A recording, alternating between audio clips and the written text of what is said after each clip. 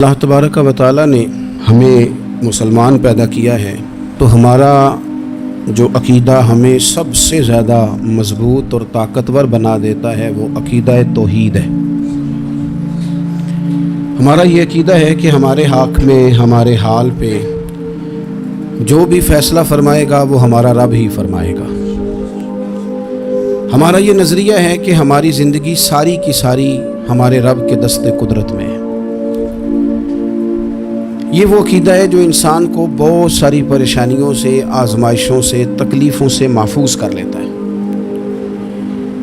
انسان طاقتور ہو جاتا ہے جب وہ سمجھتا ہے کہ سارا کچھ میرے رب کے دست قدرت میں ہے۔ پھر وہ کوئی تخریب نہیں کرتا، کوئی غلط رستہ اختیار نہیں کرتا، کوئی چور دروازہ اختیار نہیں کرتا، بلکہ وہ اپنے رب کی رضا پہ راضی رہنے کا عادی ہو جاتا ہے۔ اب اللہ تبارک و تعالیٰ نے ایک قانون بنایا ہے، اور قانون ہمیں رب کریم نے اس طرح سمجھایا ہے کہ یہ ضروری نہیں ہے کہ جو تم طلب کر رہے ہو یا جو تم چاہ رہے ہو وہی ہو، اور وہ ہو تو وہ تمہارے حق میں بہتر بھی ہو۔ ہمارے صوفیاء فرماتے ہیں کہ انسان کی مثال اس بچے کی طرح ہے کہ جو بڑا چھوٹا ہے اور وہ اپنے والدین سے آگ کا انگارہ مانگ رہا ہے۔ جتنا مرضی بھی روئے، جتنی مرضی بھی وہ آہوزاری کرے، اس کی ماں اور اس کا باپ جانتے ہیں کہ یہ آگ ہے، اس کو تکلیف دے گی، اس کو دیتے نہیں۔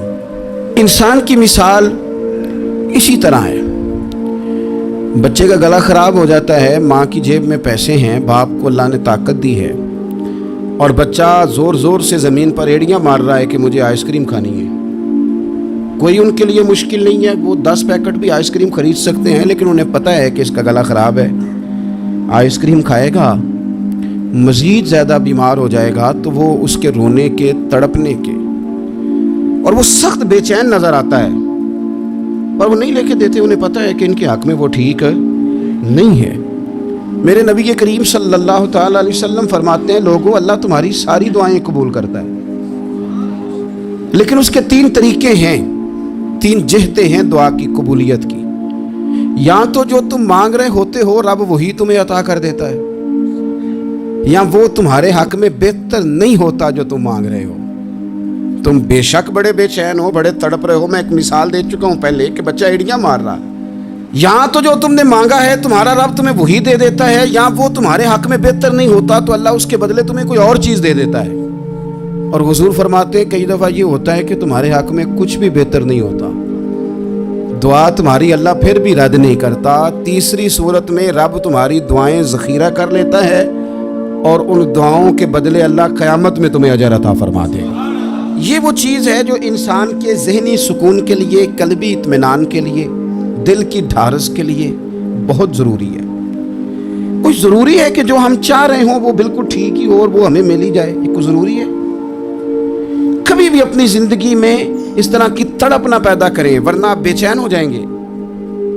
آپ کی زبان پر کئی شکوے آئیں گے، کئی شکایتیں آئیں گی، آپ بہت ساری جگہوں پہ نافرمانی والے جملے بول دیں گے معاذ اللہ۔ بس رب جو فیصلہ کرے اس پہ راضی رہنا سیکھیں۔ میں نے قرآن مجید کی آیت پڑھی ہے سورہ انبیاء میں سے، ذرا دیکھیے میرے رب کریم نے قانون کیا بیان کیا۔ فرمایا کل نفس ذائقۃ الموت، ہر جان نے موت کا ذائقہ چکھنا ہے۔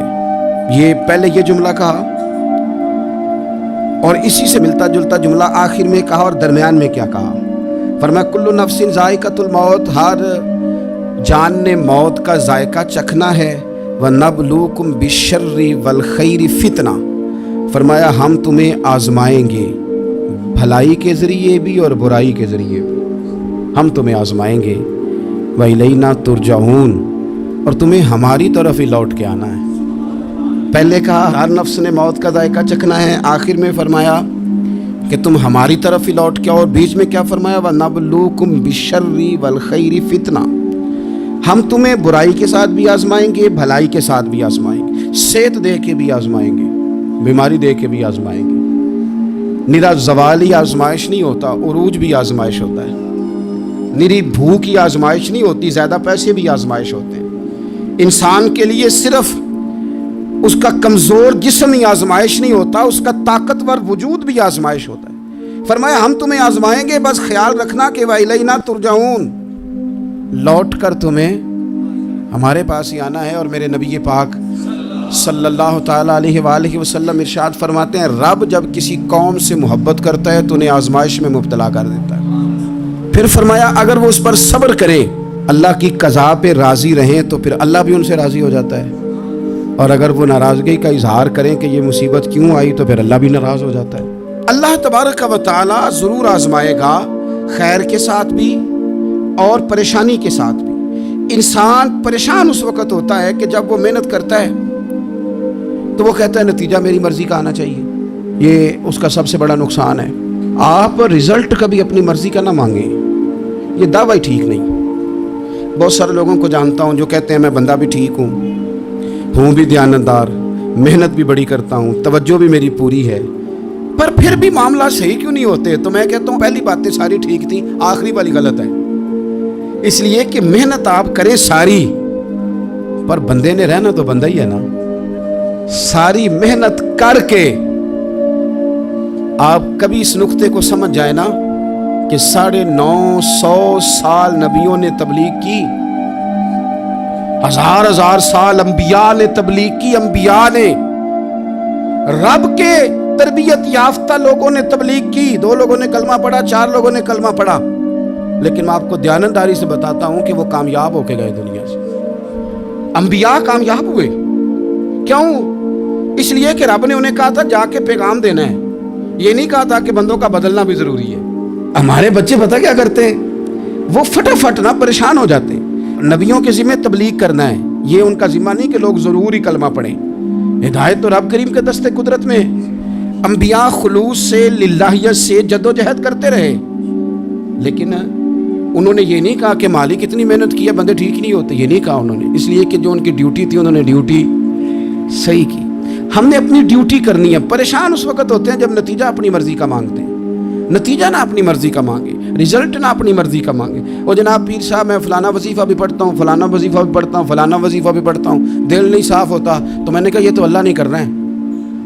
آپ ڈیوٹی کریں, آپ کام کریں جو آپ کے ذمہ لگایا گیا, اس میں وہ قضا نہ کریں آپ. باقی اللہ تعالیٰ کرم نوازی فرمائے گا.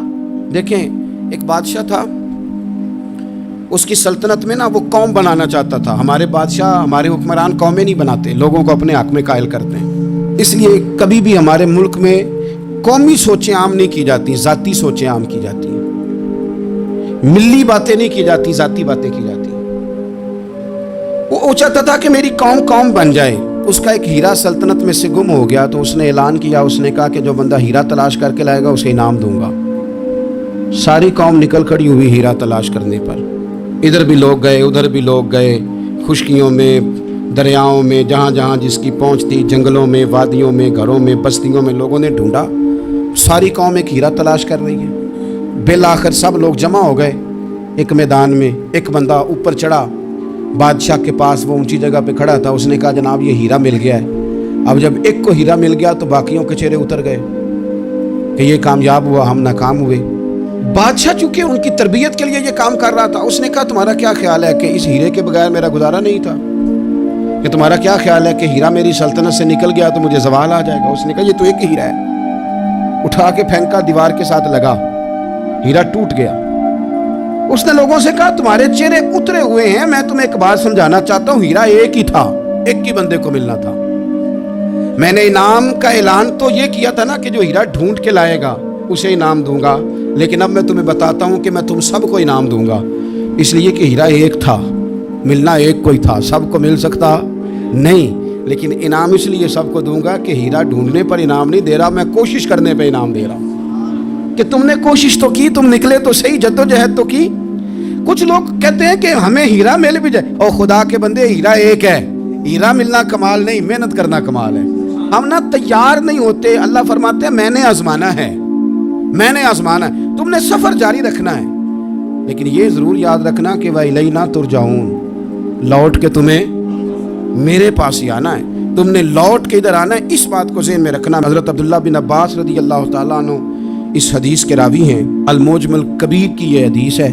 اللہ کے پیارے رسول صلی اللہ تعالیٰ علیہ وسلم ارشاد فرماتے ہیں کہ جس بندے کو 4 چیزیں مل گئی نا, اسے اللہ تعالیٰ نے دنیا اور آخرت کی بھلائیاں عطا فرما دی. 4 چیزیں جس شخص کو نصیب ہو گئی۔ یا رسول اللہ کون سی؟ حضور فرماتے ہیں جس کو شکر کرنے والا دل مل گیا، اور کریم محبوب فرماتے ہیں جسے اللہ تعالیٰ کا ذکر کرنے والی زبان مل گئی، اور حضور فرماتے ہیں جسے مصیبت پر صبر کرنے والا بدن مل گیا، اور جسے ایسی بیوی مل گئی جو نہ اس کے مال میں خیانت کرے گی نہ اس کی عزت میں خیانت کرے گی۔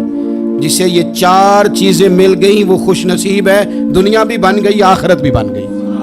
کامیابی صبر آ جانے کا نام ہے، کامیابی شکر حاصل ہو جانے کا نام ہے، کامیابی میرے عزیز یاد رکھ لیں کہ انسان اللہ کے ذکر میں لگ جائے تو اس کا نام ہے کامیابی۔ ہم نے کس کو سمجھ لیا؟ اپنی زندگی میں ایک تو محنت کریں، نتیجہ اللہ پہ۔ دوسری بات، امیدیں ذرا چھوٹی وابستہ کریں، لمبی نہ بنائیں۔ ایک ہے منصوبہ سازی کرنا مستقبل کی، وہ غلط نہیں۔ میرے نبی پاک علیہ السلام کا فرمان کاش کبھی ہم سمجھ جائیں۔ حضور نے ایک دن صحابہ سے فرمایا تھا حیا کرو، کہا صحابہ سے سمجھایا ہمیں، فرمایا حیا کرو۔ یا رسول اللہ کس بات سے؟ فرمایا وہ والا مال کماتے ہو جو کھا ہی نہیں سکتے، اور وہ والے مکانات بناتے ہو جن میں تم رہ ہی نہیں سکتے، اور ان چیزوں کا سوال کرتے ہو جن کی تمہیں ضرورت ہی نہیں۔ اتنے لمبے محلات، اتنا لمبا چوڑا مال، اتنا لمبا چوڑا پیسہ، اتنی لمبی امیدیں، اتنی لمبی داستانیں، انسان کمزور ہو جاتا ہے، ساری زندگی حساب کتاب میں بیت جاتی ہے۔ دیکھیں نا، حضور علیہ السلام نے فرمایا یہ جو غریب لوگ ہیں نا، یہ مالداروں سے 50,000 سال پہلے جنت میں داخل ہو جائیں گے۔ کیوں؟ اس لیے کہ جس کے بیگ زیادہ ہوتے ہیں نا، ایئرپورٹ پہ پھنس جاتا ہے، الجھ جاتا ہے۔ وہ کبھی ایک آیا، دوسرا نہیں آیا، تیسرا نہیں آیا، چوتھا نہیں آیا۔ اور جو ہینڈ کیری والے ہوتے ہیں نا، 2 جوڑے، وہ تو بس جناب سب سے پہلے وہی نکلتے ہیں، اور ان کی گاڑی بھی کسی رش میں نہیں الجھتی، گھر وقت پہ پہنچ جاتے ہیں، مال تھوڑا تو حساب بھی تھوڑا۔ تو ہم نا لمبی امیدوں کے چکر میں اس لیے پریشان ہے۔ رب کہتا ہے وَإِلَيْنَا تُرْجَعُونَ، تم نے اپنے گھر واپس آنا ہے، تم نے ادھر لوٹنا ہے، تم اتنے لمبے چوڑے معاملات کا شکار نہ ہو جانا۔ تیسری بات جس کو آپ ضرور سمجھیں گے اور اس پر آپ غور کریں گے، بندوں پر اعتماد کرنا چھوڑ دیں، اللہ پر اعتماد کریں۔ ایک اعتماد ہے اللہ کے نیک بندوں کا، دعاؤں کا اعتماد، نسبتوں کا اعتماد، اس کی بات نہیں کر رہا میں، دنیا داروں، سیٹھوں، نوابوں، جاگیرداروں پر اعتماد کی بات کر رہا ہوں۔ اعتماد خلق چھوڑ دیں، اعتماد خالق کریں۔ بندوں پر بھروسہ نہیں، بھروسہ اللہ کی ذات پر۔ جو بندہ رب کی ذات پر بھروسہ کرتا ہے مضبوط ہو جاتا ہے، طاقتور ہو جاتا ہے، کمزور نہیں پڑتا۔ یہ ضروری نہیں کہ آپ کے دوست مخلص نہیں تھے تو اس لیے آپ کا کام نہیں ہو سکا، یہ ضروری نہیں ہوتا۔ ہو سکتا ہے آپ کے دوست پورے مخلص ہوں، تعاون بھی پورا کرنے کو تیار ہوں، پر رب کریم کا ارادہ قدرتی نہ ہو کہ آپ کا کام ہو۔ کیا کر لیں گے آپ کے احباب، آپ کے دوست کیا کر لیں گے؟ اللہ کا ارادہ قدرتی نہیں۔ شاید اسی لیے کسی درویش نے کہا تھا کہ خوش نصیب وہ ہے جو اپنے نصیب پہ راضی ہے، وہ شاید زیادہ نصیب والا ہے جو اپنے نصیب پہ خوش ہو گیا۔ عزیز دوست، چیزوں کو سمجھ لیں اور اچھی طرح سے آپ سمجھ لیں کہ ہو سکتا ہے کہ آپ کے دوست آپ کو پورا کندھا دینا چاہ رہے تھے، وہ تیار تھے، پر اس وقت آپ کا نصیب بھی کچھ اور تھا۔ آپ ان خزانوں پر زیادہ توجہ کریں جو خزانے رب کے پاس ہیں۔ ہمیں اپنے تعلقات پر بڑا بھروسہ ہوتا ہے، ہمیں بڑا پتہ ہوتا ہے اتنے لوگوں سے میرا جرانہ ہے، فلانے سے میرے دوستی ہے، اور بھئی یہ سارے کام تب ہوں گے جب رب چاہے گا۔ بہترین ڈاکٹر کے پاس جا کے دوا کھا لے میرے عزیز، شفا تبھی ہوگی جب میرا اللہ چاہے گا۔ سارے ٹیسٹ کر لیے ہیں ڈاکٹر نے مریض کے، ساری رپورٹیں آ گئی ہیں، ہر چیز ٹھیک ہے، لیکن نہ وہ کھا پاتا ہے، نہ وہ سو پاتا ہے، نہ وہ چل پاتا ہے، نہ وہ ہنس پاتا ہے۔ اس نے پوری دنیا جہاں تک اس کی دوڑ تھی اس نے لگا لی، لیکن لازمی نتیجہ یہ نکلتا ہے کہ اسے کہنا پڑتا ہے کہ ہوگا وہی جو میرا رب چاہے گا۔ اس لیے جو خزانے میری جیب میں، آپ کی جیب میں ہیں، جو تعلقات ہمارے ہیں، ان تعلقات پر بھروسہ نہ کرو، بلکہ وہ خزانے جو اللہ کے پاس ہیں ان پر بھروسہ کریں، آپ مضبوط ہو جائیں گے۔ داتا گنج بخش علی اجمیری قربان جائیں، گنج بخشے فیض عالم مظہر نور نا کی سارا پیر کامل اور کامل آرا رہنما۔ اس ملک کے وطن عزیز کا جو لوگ حسن ہے نا، ان میں بڑے بڑے تارے ہیں، پر اس وطن کا جو چاند ہے وہ داتا گنج بخش علی اجمیری ہے۔ داتا صاحب چاند ہے میرے وطن کا۔ اس وطن میں جو چمکے گا وہ داتا علی اجمیری سے فیض لے کے چمکے گا۔ یہ کمال ہے۔ وہ کہتے ہیں کہ علاقے میں قحط پڑ گیا تھا، گندم کا ایک دانہ لوگوں کو میسر نہیں تھا، بارش نہیں ہوئی، سالوں بیت گئے، لوگ بڑے پریشان تھے، بڑی آزمائش میں تھے، ہر بندہ تکلیف میں تھا۔ بازار میں لوگ آتے تھے تو سہمے سہمے سے، ڈرے ڈرے سے، پریشان سے، قحط ہے، آزمائش ہے، مجبوری ہے، جانور بھوکوں مر رہے ہیں۔ اللہ تبارک و تعالیٰ کی طرف سے لوگوں پر ایک آزمائش ہے، لوگ صبر کر رہے ہیں۔ کہتے ہیں کہ غلام بازار آیا تھیلا لے کے کچھ خریدنے آیا، بھی تو اٹکیلیاں کرتا اور چیزیں خریدی تو ہنستے ہوئے، اور جانے لگا تو مسکراتے ہوئے۔ پریشانیوں میں، دکھوں میں کو بندہ اگر اس طرح ہنسے تو بعضوں کا طبیعت چڑ جاتی ہے کہ یار ہم پریشان ہیں، تجھے کس بات کی خوشیاں چڑھی ہوئی ہیں۔ کہتے ہیں لوگوں نے بازو تھام کے غصے سے کہا تو اتنا خوش کیوں ہے جب سارا شہر پریشان ہے، سارا ملک آزمائش میں ہے، تو اتنا کیوں ہنس رہا ہے؟ کہنے لگا تم ہوگے پریشان، میں جس کا غلام ہوں نا، میرا جو آقا ہے اس نے اپنے برتن بڑے پہلے گندم سے بھر لیے تھے، میرے آقا کے بڑولے بھرے ہوئے ہیں، لہذا میں کسی پریشانی میں نہیں ہوں، خوش ہوں۔ داتا علی اجمیری رحمت اللہ علیہ کمال کر گئے، سید حجویر مخدوم امم۔ داتا صاحب فرماتے ہیں اگر تیرا اور میرا رب کے خزانوں پر اتنا بھی یقین ہو جائے نا جتنا اس غلام کا اپنے آقا کے خزانے پہ ہے، تو پھر ہم ہر وقت رو کے نہ دکھائیں، پھر ہر وقت ہم غربتوں کے رونے نہ روئیں، پھر ہر وقت ہم یہ مایوسیوں کی کہانیاں نہ سنائیں۔ لوگ اگر کہیں کہ بڑے دکھ ہیں، بڑی آزمائش ہے، بڑی پریشانی ہے، دنیا بڑی تکلیف میں، بیماریاں آ گئیں، آفتیں آ گئیں، تو بندہ مومن ہنس کے کہتا ہے تم پریشان ہو گئے، ہم تو جس رب کے ماننے والے ہیں اس کے خزانے بھرے ہوئے ہیں، اور ہمارا رب عطا کرتا ہے تو پھر اپنے کرم سے اس طرح عطا کرتا ہے کہ وَيَرْزُقْهُ مِنْ حَيْثُ لَا يَحْتَسِبُ۔ وہ کہتا ہے میں اتنا دوں گا اور وہاں سے دوں گا کہ تجھے خبر بھی نہیں ہوگی، میں تجھے وہاں سے دوں گا کہ تو نے کبھی سوچا بھی نہیں ہوگا۔ آپ اگر چاہتے ہیں کہ زندگی سکون میں آ جائے، سکون میں، تو لوگوں کی جیبوں پہ نظر چھوڑ دیں، رب کے خزانوں پہ نگاہ جمائیں۔ اتنا نوازتا ہے، اتنا نوازتا ہے، اتنا نوازتا ہے کہ انسان حیران ہو جاتا ہے کہ مجھے اتنا بھی مل سکتا ہے۔ ایک بات یہ میرے عزیز کہ اپنی زندگی میں نا دعووں سے بچیں، دعووں سے بچیں،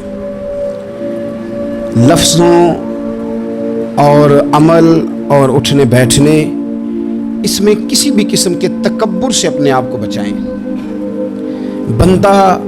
بندہ ہی اچھا لگتا ہے وہ اگر دعووں پہ اتر آتا ہے نا، کہانیوں پہ اتر آتا ہے اور داستان سرائی پہ اتر آتا ہے اور وہ لوگوں کو آئینے دکھانے شروع کر دیتا ہے اور اسے تقوی کا ہیضہ ہو جاتا ہے، نیکی کا بخار چڑھ جاتا ہے، تو پھر بھی وہ پریشان ہو جاتا ہے۔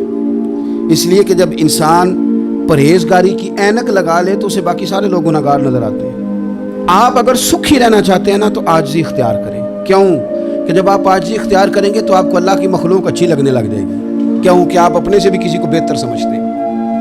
جب تک آپ میں تکبر ہے، میں نے دیکھا ہے کہ لوگ تکبر کا شکار ہو جاتے ہیں، کسی کو جھوٹا، کسی کو بددیانت، کسی کو فراڈیا، کسی کو دھوکے باز، کسی کو ڈاکو، کسی کو چور، کسی کو غدار، کسی کو فلانا، کسی کو فلانا۔ اصل بات کیا ہے؟ اصل بات یہ ہے کہ اس شخص کے دماغ کے اندر تکبر کا سودا سما گیا ہے، یہ کسی چکر میں پڑ گیا ہے، اس کو ہیضہ ہو گیا ہے پرہیزگاری کا، یہ سمجھنے لگے کہ جو میں سوچتا ہوں وہ صرف وہی ٹھیک ہے۔ تیرا یہ دعویٰ ہے کہ ساری مخلوق ٹھیک نہیں، اور میرا رب فرماتا ہے لَقَدْ خَلَقْنَا الْإِنسَانَ فِي أَحْسَنِ تَقْوِيمٍ، میں نے مخلوق بنائی بڑی سونی ہے۔ ہم نا جب یہاں آ جاتے ہیں نا، یہاں ایک شخص تھا جس کا نام تھا بلعم بن باورا، یہ بڑا مستجاب الدعوات تھا، جو دعا مانگتا تھا اللہ قبول فرما لیتا، پرہیزگار تھا، اسم اعظم اللہ نے اسے عطا کر دیا۔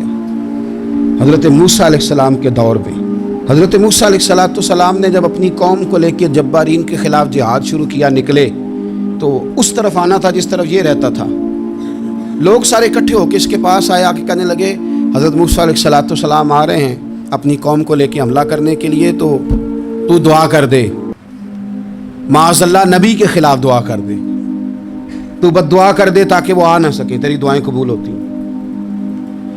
پہلے تو کہنے لگا کہ کتنے بدبخت ہو، مجھے نبی کے خلاف بات کرنے اور دعا کرنے کا کہہ رہے ہو، معاذ اللہ۔ बदबख्त हो, दौड़ जाओ।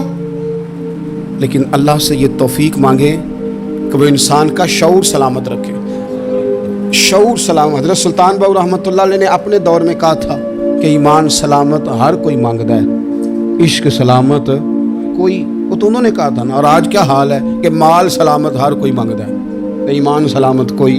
अब कहाँ ईमान से, अब तो माल सलामत मांगते हैं इल्ला माशा। उन्होंने कहा था कि हमारे दौर में सारे ईमान की सलामती मांगते हैं और मैं इश्क की मांगता हूँ। और मैं लोगों को क्या कहूँ, मैं तो यही कह सकता हूँ हज़रत सुल्तान साहब से माफ़ी लेके कि हुजूर हुण ते माल सलामत हर कोई मंगदा है, थे ईमान सलामत कोई। अब तो ये हाल हो गया। ओ बलम बिन बाऊरा गलत फहमी हो गई। पहले तो लोगों को उसने डांट दिया, लेकिन जब लोग दोबारा आए ना तो तोहफे ताइफ लेके आए। लालच में आ गया, पागल हो गया, बेवकूफ़ हो गया।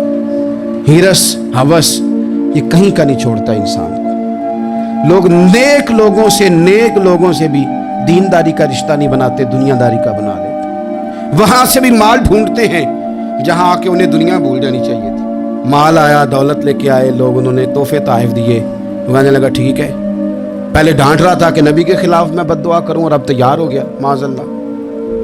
गधे पे बैठ के या गधी पे बैठ के जा रहा है कि पहाड़ पे चढ़ के हज़रत मूसा अलैहिस्सलाम और उनकी कौम के खिलाफ माज़अल्लाह बद्दुआ करता हूँ। तो रास्ते में जाते हुए ना गधी ने मुंह फेर के कहा कि बाद आ जा। गधी कहने लगी तो मुझे आगे भेजता और फरिश्ते मुझे पीछे भेजते, बाज आ जा। बड़े लोग कानों में अजाने पढ़ते हैं कि सियाना हो जा, सियाना हो जा, लेकिन जब किसी पर बदबख्ती गालिब आती है तो फिर वो समझदार होने को तैयार नहीं। अल्लाह ताला अपनी खुफिया तदबीर से हमें महफूज फरमाए। अल्लाह ताला हमारे हक़ में जब भी फ़ैसला करे तो रहमत वाला करे, करम वाला करे, आसानी वाला करे। चढ़ गया पहाड़ पे, और पहाड़ पे चढ़ के जब उसने हाथ उठाए, वो लोग जो बद्दुआ कराने वाले थे वो साथ ही थे, तो अपने मुंह से लफ्ज़ निकालता है हज़रत मूसा के ख़िलाफ़ माज़अल्लाह, लेकिन वो लफ्ज़ अपनी कौम के ख़िलाफ़ निकलते हैं। वो उनके ख़िलाफ़ बद्दुआ करने चला था, तो चूँकि हर चीज़ अल्लाह के दस्ते कुदरत में है ना, तो ज़ुबान से निकालता कुछ है, निकलता कुछ और है। फिर वो वक्त भी आया कि ज़ुबान लटक गई, सीने पे आ गई, अज़ाब आ गया अल्लाह का, तबाह हो गया अपनी कौम समेत। अपनी ज़िंदगी में याद रख ले अच्छी तरह, हिरस हवस तकब्बुर गुरूर वो किसी चीज़ का भी हो, वो इंसान को ले डूबता है। अगर आप ज़मीन पे खड़े रह के लोगों को देखेंगे तो कुछ लोग अगर आपको अपने बराबर नज़र आएंगे ना कद में, तो कुछ इंशाल्लाह बड़े भी नज़र आएंगे। हमने लिस्टें बना ली हैं कि कौन कौन कितना गलत है।